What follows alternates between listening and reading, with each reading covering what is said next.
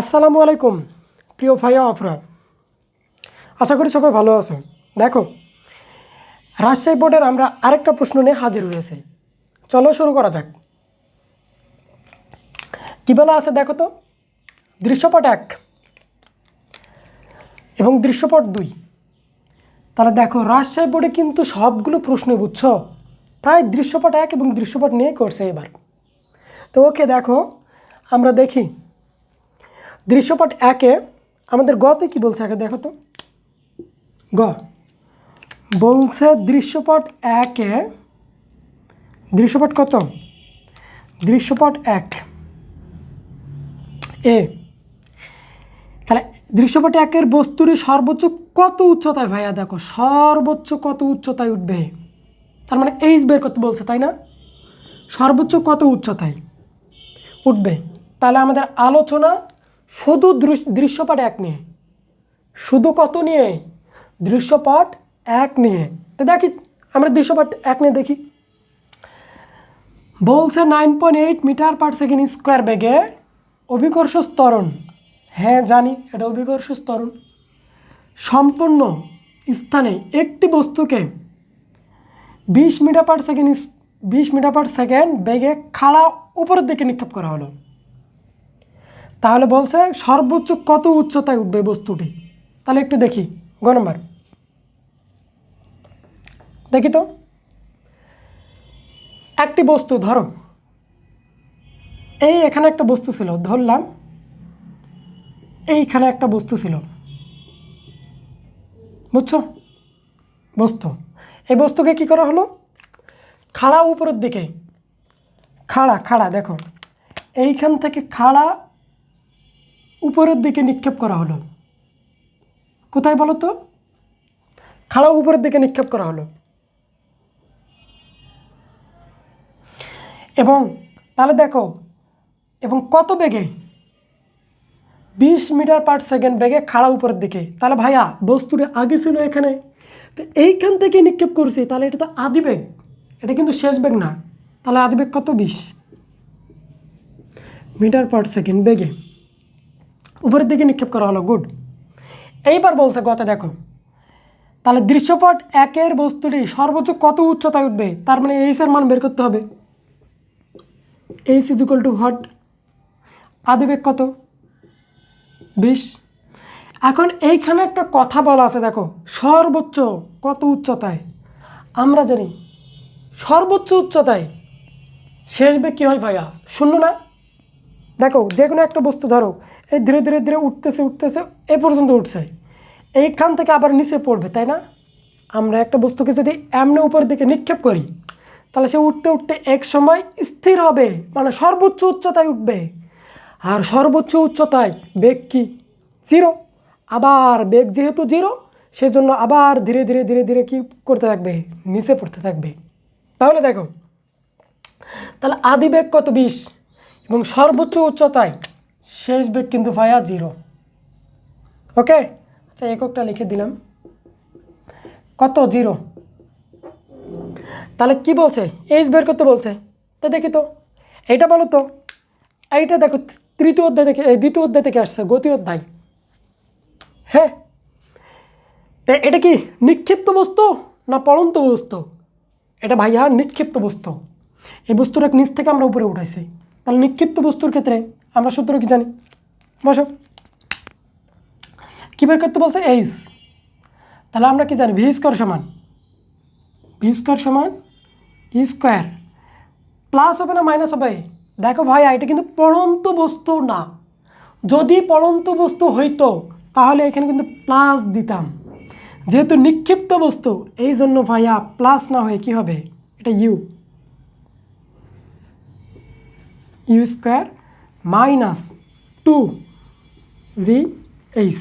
এখানে কি 2AS হবে না, নিক্ষিপ্ত বস্তু, এই জন্য অভিকর্ষ ত্বরণ কাজ করবে। তা এইখান থেকে এইচের মানটা বের করতে হবে। তো চলো এবার দেখো, শেষ বেগ এর মান কত, 0।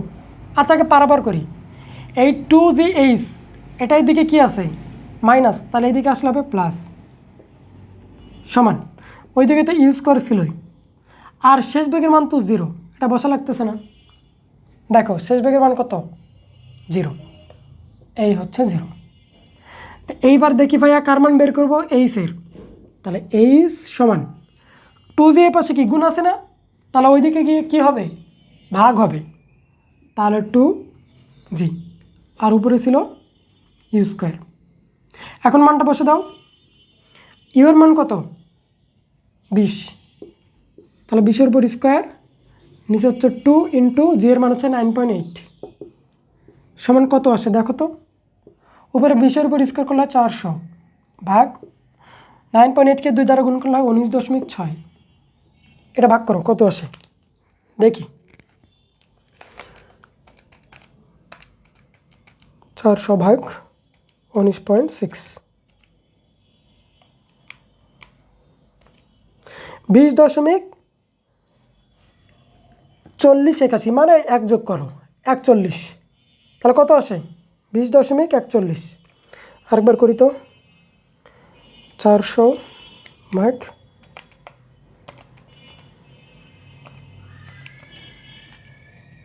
হ্যাঁ 20.41।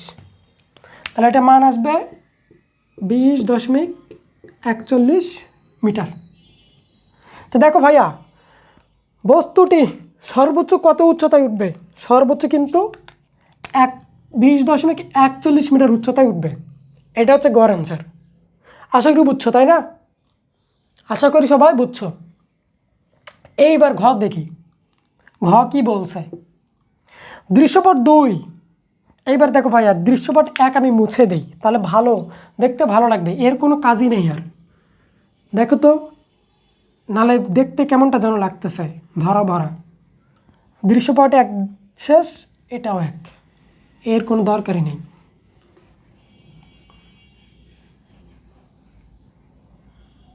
ওকে, এইবার দেখো দৃশ্যপট 2। দৃশ্যপট 2-এর তারদ্বয়ের মধ্যে কোনটি অধিকতার স্থিতিস্থাপক? এইখানে একটা কথা লক্ষ্য করো, অধিকতার স্থিতিস্থাপক এটা ভাইয়া। তাহলে তারদ্বয়ের মধ্যে তাহলে 2টি তার আছে অবশ্যই। দেখি একই প্রস্থচ্ছেদ বিশিষ্ট। একই প্রস্থচ্ছেদ মানে কি? মানে যে 2টি তার ছিল তার 2টির প্রস্থচ্ছেদ সমান, বুঝছো? মানে প্রস্থচ্ছেদের ক্ষেত্রফল মানে এর মান সমান। আচ্ছা 100 সেন্টিমিটার 2টি তার, প্রশ্ন কি ভুল আছে নাকি? একই প্রস্থচ্ছেদ বিশিষ্ট 100 সেন্টিমিটার 2টি তার, 100 সেন্টিমিটার 2টি তার। আচ্ছা একই প্রস্থচ্ছেদ বিশিষ্ট 100 সেন্টিমিটার 2টি তার এ ও বি। হ্যাঁ আচ্ছা আমরা দেখি আগে।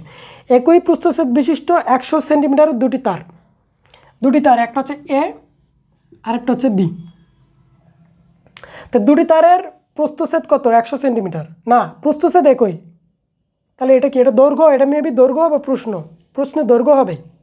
এটা মূলত লিখতে মনে ভুল হয়েছে, তোমরা একটু মিলে নিবা।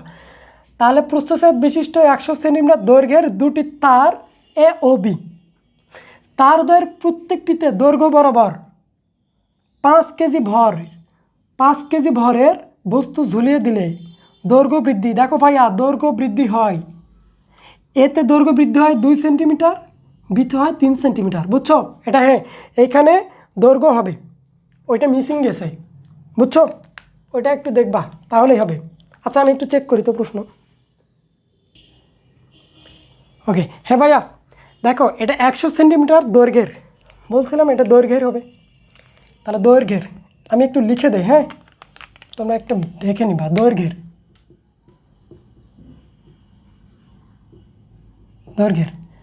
100 সেন্টিমিটার দৈর্ঘ্যের 2টি তার। কয়টি তার? 2টি তার এ ও বি। তাহলে 100 সেন্টিমিটার হচ্ছে দৈর্ঘ্য, তারের দৈর্ঘ্য সমান। প্রথমটা হচ্ছে 100 সেন্টিমিটার, মানে এ তারের দৈর্ঘ্য 100 সেন্টিমিটার, বি তারের দৈর্ঘ্য 100 সেন্টিমিটার।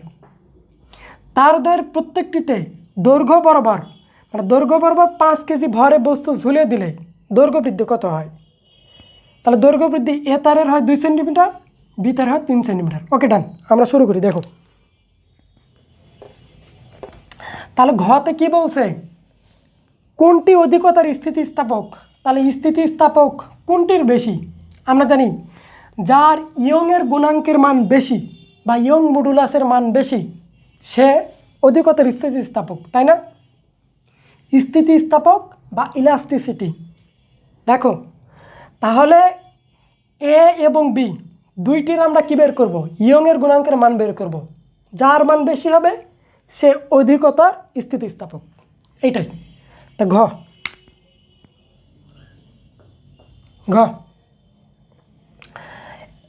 একই প্রস্থচ্ছেদ বিশিষ্ট 100 সেন্টিমিটার দৈর্ঘ্যের দুটি তার।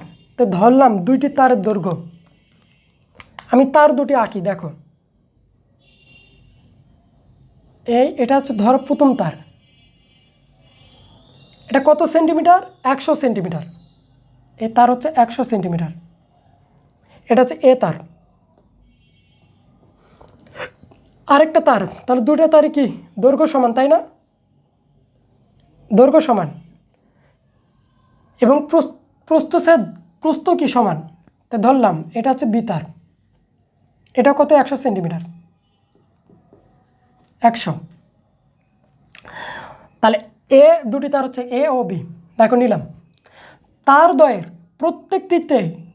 প্রত্যেকটিকে দৈর্ঘ্য বরাবর 5 কেজি ভরের বস্তু ঝুলিয়ে দিলে। এবার দেখো ভাইয়া, তাহলে এইখানে ধরো 5 কেজি ভরের একটা বস্তু ঝুলিয়ে দিলাম, ধরো এটা 5 কেজি ধরো। আবার এইখানেও কী করে দিলাম? 5 কেজি ভরে একটা বস্তু ঝুলিয়ে দিলাম। তাহলে তার দ্বয়ের প্রত্যেকটিকে দৈর্ঘ্য বরাবর নিচে 5 কেজি ভরের বস্তু ঝুলিয়ে দিলে দৈর্ঘ্য, দেখো এই তারকে যদি একটু 5 কেজি ভরের বস্তু ঝুলে দেয় তাহলে তারটা নিচে আসবে না? তো নিচে কেমন দেখাবে? আচ্ছা আমি দেখো বিটা এখানে আঁকাই, তাহলে ভালো হবে দেখতে। আচ্ছা বিটা এখানে দিলাম আমি, তাহলে পাশাপাশি আঁকতে পারবো। হ্যাঁ এটা বি তারটা, তাই না? এটা হচ্ছে বি তার। Okay good. বি তারে কতখানি বস্তু ঝুলাইছে? এটাও 5 কেজি। এবার দেখো ভাইয়া, এ তারকে যখন 5 কেজি ভারে বস্তু দিছি তারটি কি নিচে আসবে না নামে? তো দেখো এইটাও নিচে আসবে এবং বি বস্তুকে কি করছি? 5 কেজি ভারী বস্তু দিছি, এটা কি হবে? নিচে আসবে। এইবার কথা হচ্ছে কোনটা কত নিচে যাবে? দেখো বলেই দেওয়া আছে যে বস্তু ঝুলিয়ে দিলে দৈর্ঘ্য বৃদ্ধি হয়। এটার হবে 2, এটার কয় সেন্টিমিটার? 2 সেন্টিমিটার। তাহলে ভাইয়া এটা 2 সেন্টিমিটার ঝুলে আসবে। দেখো এটা এখান থেকে, এবার ধরো আমি অন্য কালার নেই, এই বস্তুটা এবার কেমন দেখাবে? দেখো এই বস্তুটা এবার এই এতটুকু নিচে নামে আসবে, মানে এতটুকু। ধরো এইখান থেকে এইটা হচ্ছে 2 সেন্টিমিটার, কত? মানে আগে ছিল এতটুকু, তাই না? আচ্ছা এটা বেশি দেখাচ্ছে। আচ্ছা হোক, ধরে নাও যে এটা 2 সেন্টিমিটার। এটা কয় সেন্টিমিটার? 2 সেন্টিমিটার। ওকে। আর যদিও তারটা 100 সেন্টিমিটার আর এটা 2 সেন্টিমিটার, অনেক দেখাচ্ছে, তাই না? আসলে তোমরা ধরে নাও জাস্ট বোঝার ক্ষেত্রে, বুঝছো? এইবার দেখো বি তার কয় সেন্টিমিটার গেছে? দেখো তো ভাইয়া 3 সেন্টিমিটার। তাহলে আগে তো ছিল এরকম, আগে এতটুকু ছিল, তাই না? মানে আগে ছিল এতটুকু। তো 5 কেজি ভরে বস্তু দিছি, এই জন্য এই ঝুলে এবার কতটুকু নামছে? এই ঝুলে এবার ভাইয়া 3 সেন্টিমিটার নামছে, মানে এটার থেকে একটু বেশি হবে। এই দেখো এটা হচ্ছে 3 সেন্টিমিটার। এইটাই উদ্দীপকে বলা আছে যে 100 সেন্টিমিটার দৈর্ঘ্যের একটা এ তার এবং 100 সেন্টিমিটার দৈর্ঘ্যের, এটাও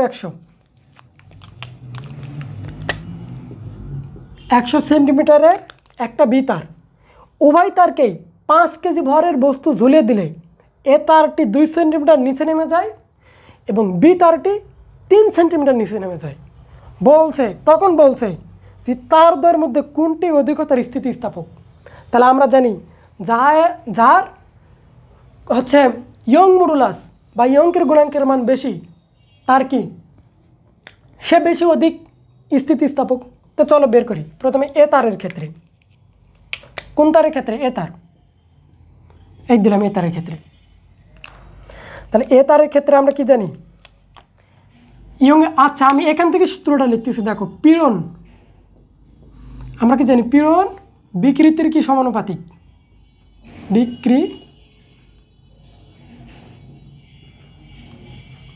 বিকৃতির সমানুপাতিক। তাহলে পীড়ন আমরা কি জানি? F by A.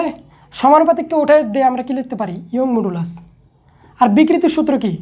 L minus L not ভাগ এল নট। এইটা আমরা সূত্র পড়ে আসছি, তাই না? এটা তো মেন সূত্র। তো এই সূত্রটাই আমি ভালো করে এই সূত্রটাই দেখো, এখানে ওয়াই হচ্ছে ইয়ং মডুলাস, তোমরা জানো। তো এইখানে দেখো এই দুটার ক্ষেত্রে আমি খাটাবো। তো চলো একবারে সূত্র লিখতেছি। তাহলে সূত্র দেখো, এফ বাই এ সমান Y into L minus L naught. একে কী লিখবো ভাইয়া? দেখো এটা দৈর্ঘ্য বৃদ্ধি, এটা আদি দৈর্ঘ্য ছিল এল নট, আর এটা হচ্ছে শেষ দৈর্ঘ্য। তাহলে এটা কি তো দৈর্ঘ্য বৃদ্ধি বলে, যাকে আমরা ডেল এল দ্বারা প্রকাশ করতে পারি। এবং দেখো এইটা কোন বস্তু, মানে কোন তার? এ তার না, এই জন্য এখানে দিলাম এ, ডেল এ।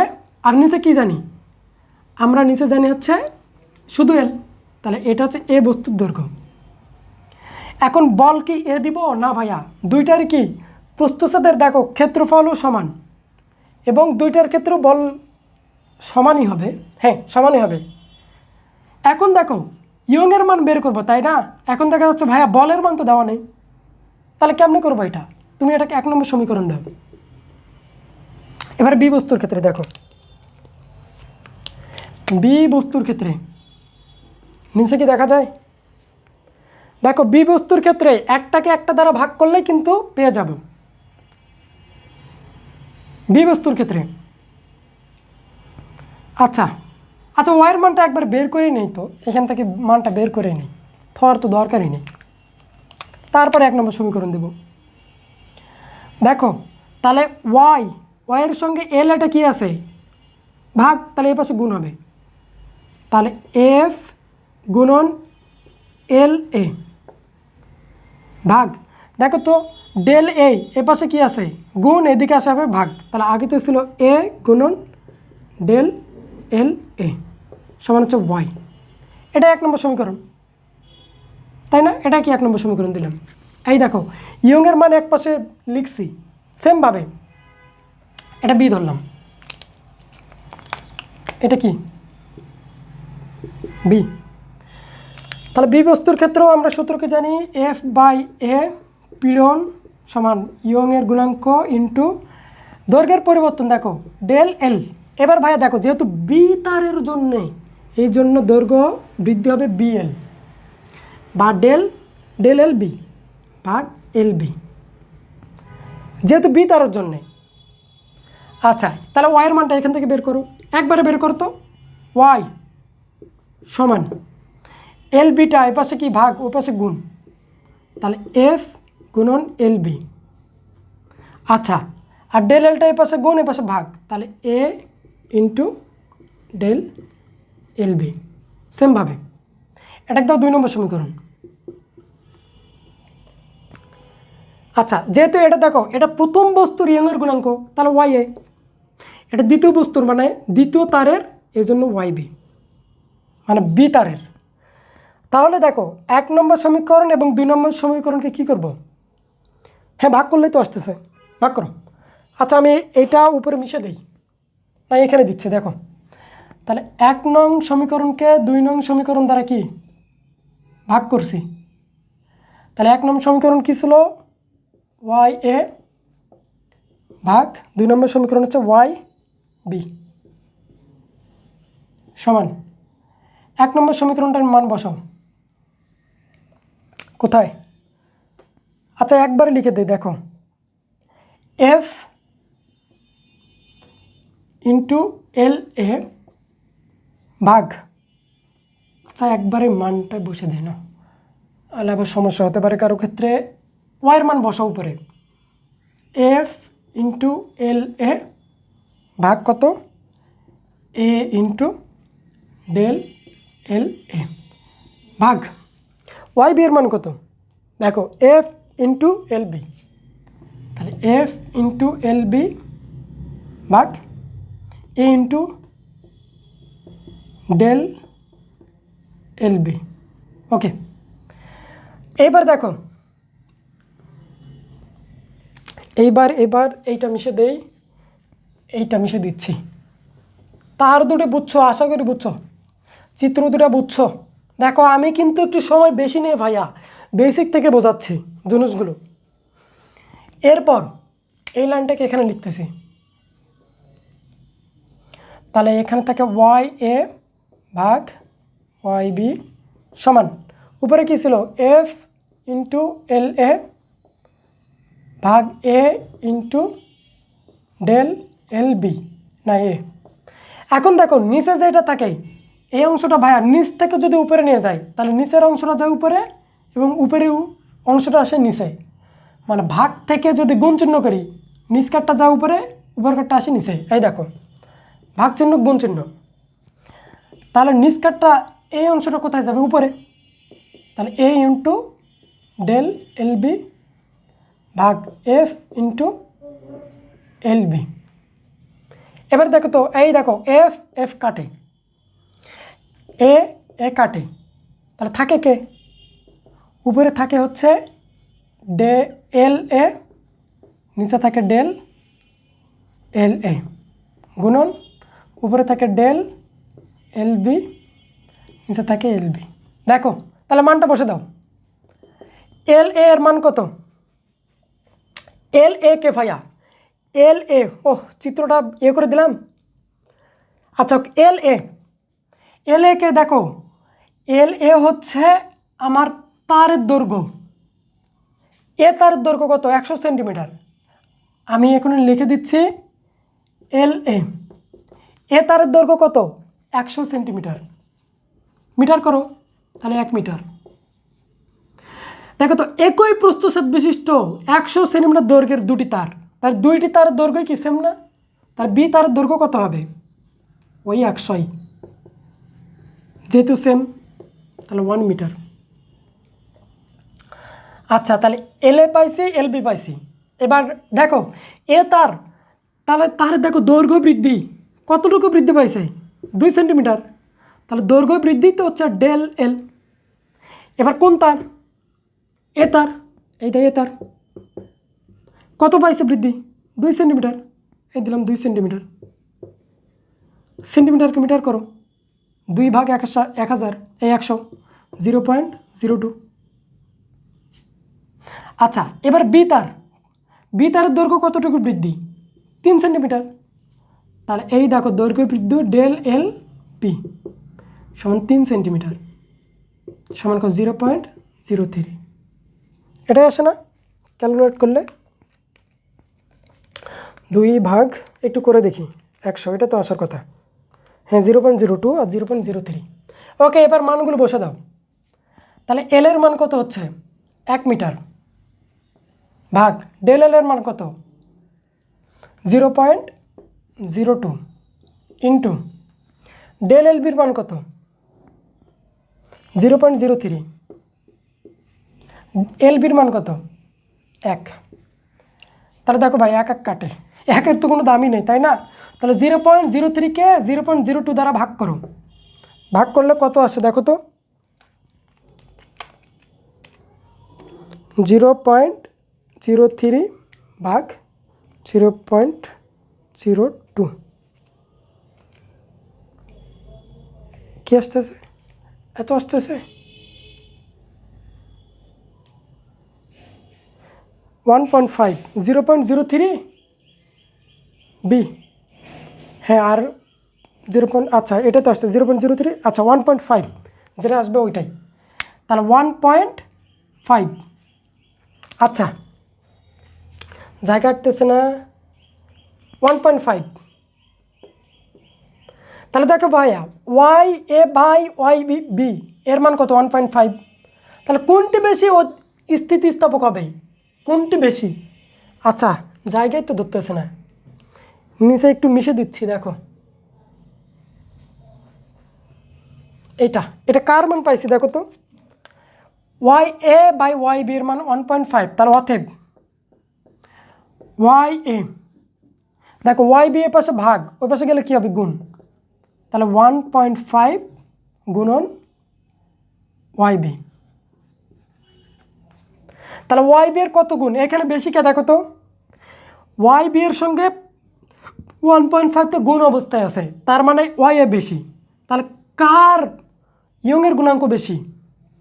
তাহলে আমরা দেখতেছি এ তারের ইয়ংয়ের গুণাঙ্ক কি বেশি, অর্থাৎ তাহলে এ তার অধিকতার স্থিতিস্থাপক হবে। তাহলে এখানে দেখো এ তার অধিকতার স্থিতিস্থাপক। আশা করি বুঝছো। দেখো ভাইয়া, যেই তারের ইয়ংয়ের মান বেশি সেই তার বেশি স্থিতিস্থাপক হবে। তাহলে দেখা যাচ্ছে এ তারের মান, দেখো এ তারের মান যত, তার সঙ্গে ওয়াই তারের মানটা গুণ, তার মানে এ তার বেশি। গুণ থাকা মানে কি, এই মানটা কার, এই পুরো মানটা কিন্তু এই এ তারের। বুঝছো? আশা করি ডেলগুলো নিয়ে কি ঝামেলা হয়েছে? ভাইয়া দেখো, আমি এই বিগুলো ধরছি বি বস্তুর জন্যে, আর এ ধরছি এ বস্তুর জন্যে, মানে এ তারের জন্যে, মানে বিগুলো বি তারের জন্যে, এগুলো এ তারের জন্যে। মেন সূত্র কি, বেসিক্যালি আমাদের মেন সূত্র তো এটাই, যে হচ্ছে ওয়াই, আচ্ছা আমরা জানি এফ বাই কি, এফ বাই এ সমান Y into L minus L naught. এটা তো দৈর্ঘ্য বৃদ্ধি, তাই না, মান পরিবর্তন, তার দৈর্ঘ্য বৃদ্ধি, এটা কি আমরা ডেল এল ধরছি। আর নিচে কি এল নট ছিল, এই এল নটটা কি, এটা কি আদি ছিল, তাই না, আদি দৈর্ঘ্য, তাই আদি দৈর্ঘ্যকে এ ধরছি, আর এই দৈর্ঘ্য বৃদ্ধিকে এ বস্তুর জন্য এ ধরছি। তাহলে এইটাই ভাইয়া সূত্র। আশা করি বুঝছো। তো দেখো ভিডিওটা একটু বড় হয়েছে, কিন্তু বাট বেসিক থেকে শেখানোর চেষ্টা করছি। কেউ যদি একটু কম বোঝো আবার ভিডিওটা দেখবা, আশা করি বুঝতে পারবা। তাই আমি ধীরে ধীরে তোমাদের সবগুলো ক্লাসে সলভ দিব, এই যত বোর্ড আছে সবগুলো দেওয়ার চেষ্টা করব। একটু সময় সংকীর্ণতার কারণে আমার সমস্যা হয়ে যাচ্ছে। তো ওকে, আশা করি সবাই বুঝছো এবং আশা করি সবার এক্সাম ভালো হয়েছে। তাই সবাই ভালো থাকবা, এই দোয়াই রাখি। আসসালামু আলাইকুম।